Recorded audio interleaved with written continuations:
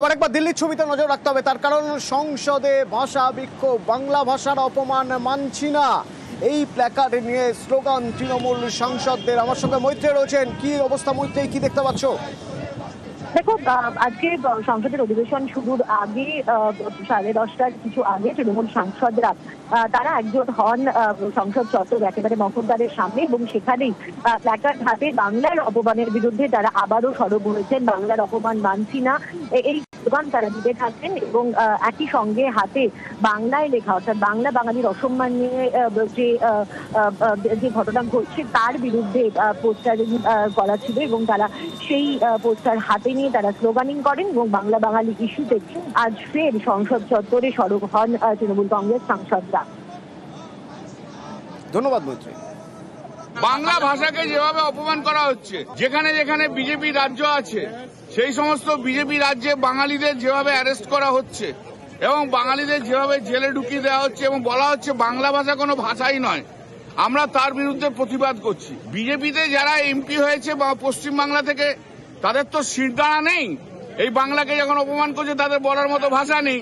তারা যদি বলতো তাহলে তাদের চাকরি চলে যাবে। তাই জন্য বাংলা ভাষার অপমান আমরা সহ্য করব না, বাঙালির অপমান সহ্য করব না, এই লড়াই চলবে।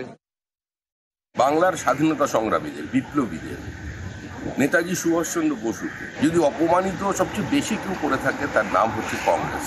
বাংলা কিংবা বাঙালির অপমান হচ্ছে না, রোহিঙ্গাদের সরানোর কথা হচ্ছে, বাংলাদেশের জিহাদিদের সরিয়ে দেওয়ার কথা হচ্ছে, সেটাতে ওরা বলছেন বাংলার অপমান। ভাষা আন্দোলনের নামে বিভাজনের চেষ্টা করছে তৃণমূল, অভিযোগ করছেন শুভেন্দু অধিকারী। পাল্টা এই যে বিজেপি শাসিত রাজ্যে বাংলা বললে হেনস্থা হতে হচ্ছে, তার ফল বিজেপিকে ভোটের সময় ভুগতে হবে দাবি করছেন অরূপ চক্রবর্তী।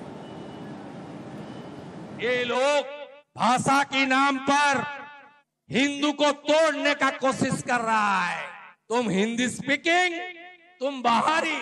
नरेंद्र मोदी जी महाराष्ट्र में बोला एक रहेगा तो सेफ रहेंगे, भाषा जात दूरे सरिये राखुन, आमी भारतीय, आमी हिंदुस्तानी। ভাষার নামে হিন্দুকে আলাদা নয়, ওরা বাংলা ভাষায় কথা বললে ওরা বাংলাদেশি বলে আমাদেরকে পেটাচ্ছে। বাংলা ভাষায় কথা বললেই অসভ্য বর্বর বিজেপি আমাদেরকে হোটেলে রুম পর্যন্ত দিচ্ছে না। বাংলা ভাষায় কথা বললে বাংলাদেশে চলে যাও বলে হুঙ্কার দিচ্ছে বিজেপি। এর মূল্য বিজেপিকে চুকাতে হবে 2026-এ। ওদিকে ইসলামপুরের 17 নম্বর ওয়ার্ডে 80 জন এমন রয়েছেন তালিকায়, ভোটার তালিকায় এমন 80 জনের নাম রয়েছে যাদের কোনো হদিশ মিলছে না। ভুতুড়ে ভোটার, ভুয়ো ভোটার, কি অভিযোগ উঠছে শুনুন। বিগত 5 বছর আগে আমার বাবা মারা গেছে, কিন্তু আমার বাবার নাম ভোটার লিস্টে এখনো বর্তমান রয়েছে। 2025-এর লোকসভা ভোটের আগে যখন এখানকার যারা বিএলও যারা কাজ করে ভোটার লিস্টে তাদেরকে জানানো হয়েছে, কিন্তু তারপরেও ভোটার লিস্ট থেকে নামটা কাটেনি। আমি চাচ্ছি ভোটার লিস্টটা সংশোধন হোক, যারা মারা গেছে তাদের নামগুলো কাটা যাক, যারা এখানে থাকে না বর্তমানে তারা বাইরে চলে গেছে, 2 জায়গায় ভোটার লিস্টে নাম তাদেরও আছে, তাদেরগুলো সংশোধন হোক। ভোটার লিস্টে মৃত ব্যক্তির অনেকের নামই আছে, ওই মৃত ব্যক্তিদের নাম ডিলিট করা হয় নাই। মৃত ব্যক্তি আছে 70 থেকে 80 জন, আর এখানে থাকে না আগে ভোটার লিস্টে নাম আসলো ওই ধরনের ব্যক্তি আছে 25 থেকে 30 জন। নির্বাচন কমিশনারের যে যারা আধিকারিক আছে তারা ঠিক মতো কর্তব্য পালন করে না, তার জন্য এই অবস্থা। চঞ্চল রয়েছে সরাসরি আমার সঙ্গে। চঞ্চল, অভিযোগ উঠছে বিএলওকে জানানোর পরেও ভোটার তালিকায় এখনো মৃত মানুষের নাম জল করছে। জানানোর পদ্ধতিতে ভুল ছিল নাকি গাফিলতি বিএলও? দেখো অতনুদা, একেবারে বিএলওর উপরেই কিন্তু অভিযোগের তীর তুলছেন বাসিন্দারা, কারণ গাফিলতির অভিযোগ যেটা রয়েছে যে বিএলওকে জানানো সত্ত্বেও কিন্তু বিএলও ঠিক মতন কাজ করেনি, এমনটা কিন্তু অভিযোগ তুলছেন বাসিন্দারা। এই ছবি হচ্ছে উত্তর দিনাজপুর জেলার যে ইসলামপুর পৌরসভা এবং ইসলামপুর পৌরসভা 17 নম্বর ওয়ার্ড। এই 17 নম্বর ওয়ার্ডে 80 জন ভোটারেরও বেশি ভোটার রয়েছে, তাদের কোনো হদিশ পাওয়া যাচ্ছে না। তা বাসিন্দাদের অভিযোগ হচ্ছে যে অনেকেই মারা গেছেন এবং অনেকেই যারা আছে যারা ভিন রাজ্যে চলে গেছেন, কেউ আসাম, কেউ বিহার, এমনকি কেউ অন্যত্র বিয়ে হয়ে চলে গেছেন। করেছেন, কিন্তু সেই সব ভোটার 1 বছর 2 বছর ধরে নয়, প্রায় 8 বছর 10 বছর এমন ভাবে কিন্তু ধাপে ধাপে চলে আসতেছে। সেই ভোটার লিস্টে কোনো পরিবর্তন হচ্ছে না। এই স্থানীয় যারা বিএলও যারা নির্বাচন কমিশনের আন্ডারে যারা কাজ করে তাদেরকে কিন্তু জানানো সত্ত্বেও কিন্তু কোনো রকমের পদক্ষেপ নেয়নি। কেন পরিবর্তন করা হলো না এই ভোটার লিস্ট, এই নিয়ে কিন্তু প্রশ্ন তুলছেন কিন্তু স্থানীয় বাসিন্দা যারা রয়েছেন ওই ওয়ার্ডের। তবে এই নিয়ে কিন্তু রাজনীতি তোড়জোড় একটা তুঙ্গে উঠছে, যে তৃণমূলের দাবি বা তৃণমূলের তরফ থেকে অভিযোগ করা হচ্ছে নির্বাচন কমিশন কোনো রকমের পদক্ষেপ করছে না, পাল্টা রাজ্যের উপরেই কিন্তু সেই দায়িত্ব। নির্বাচন কমিশনের দিকে অভিযোগ উঠছে যে নির্বাচন কমিশন সঠিক পদক্ষেপ করলে এই 80 জন ভুতুড়ে ভোটারের নাম তালিকায় থাকতো না।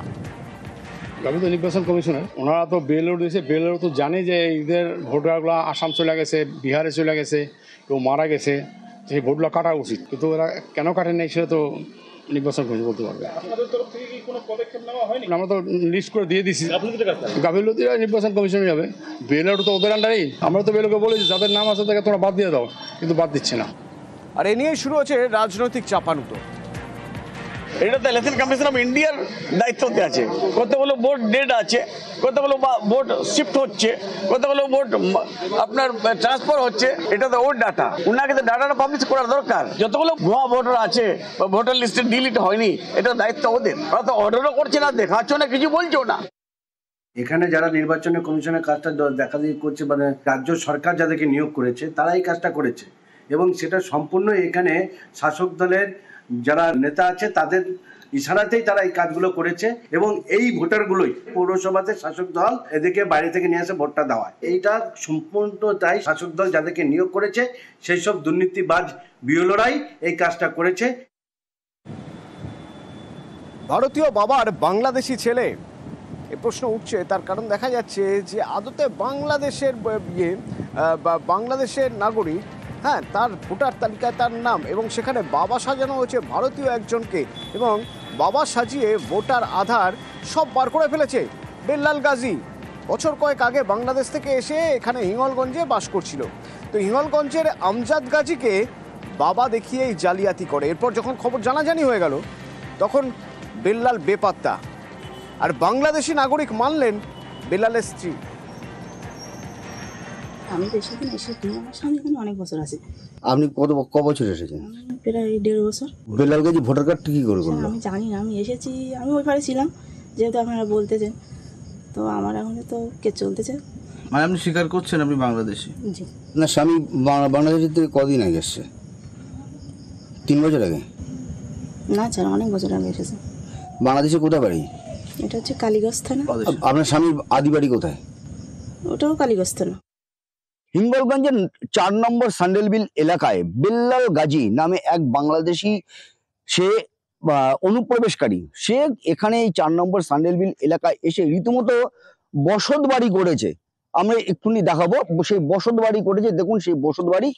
এবং শুধু বসত বাড়ি করেনি, এখানে সে আমজাদ গাজী বলে এক ভদ্রলোককে তার বাবা সাজিয়ে সে তার আধার কার্ড, ভোটার কার্ড সব কিছু তৈরি করেছে। 4 বছর আগে বেল্লাল গাজী এখানে এসেছে, এবং 1.5 বছর আগে সে বাংলাদেশের কালিয়াগঞ্জ, যেখানে তার আদি বাড়ি, সেইখানকারই এক ভদ্রমহিলাকে বিয়ে করেছে, এবং সেখানে তাকে এখানে নিয়ে এসে এখানে সে ঘর সংসার করেছে। এবং বিএসএফ এর হাতে তার স্ত্রী কিন্তু অবৈধভাবে অনুপ্রবেশের অভিযোগে বিএসএফ এর হাতে ধরা পড়েছিল, যার কেস এখনো কিন্তু আদালতে চলছে। এবং এই যে বেল্লাল গাজীর স্ত্রী, তিনি কিন্তু নিজে মুখেই স্বীকার করেছে যে তিনি এবং তার স্বামী বাংলাদেশের কালিয়াগঞ্জে বাড়ি। প্রতিবেশী যারা, তাদের উপরে অত্যাচার করে বেল্লাল গাজী, যারা প্রতিবেশী তারা কিন্তু অভিযোগ করছে। হিঙ্গলগঞ্জ থেকে অনুপম সাহা, রিপোর্ট, নিউজ 18 বাংলা। যাকে বাবা সাজিয়েছিলেন বেল্লাল গাজী, সেই আমজাদ গাজী, তিনি কি বলছেন শুনুন।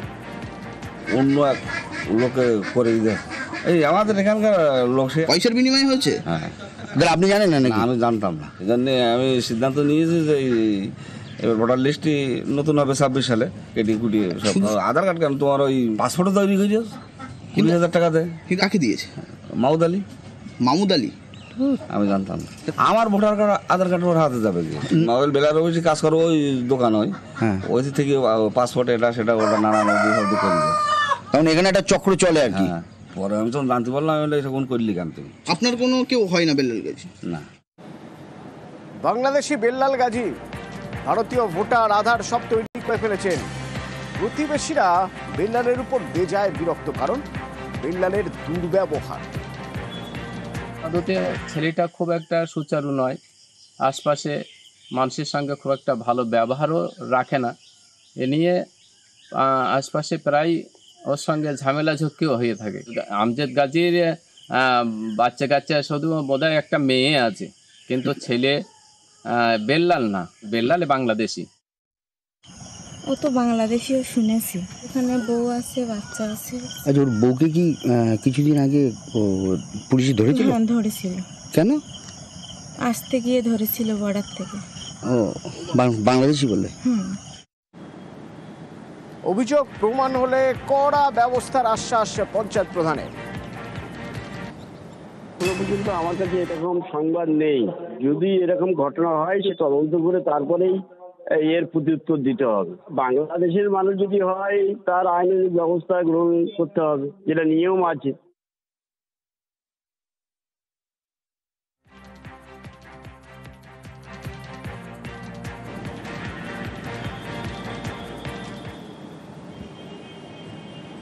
হাবড়ায় আবার এমন কেসে ধরা পড়লো যে আত্মীয়, সেই আত্মীয়কে বাবা সাজিয়ে ভোটার আধার।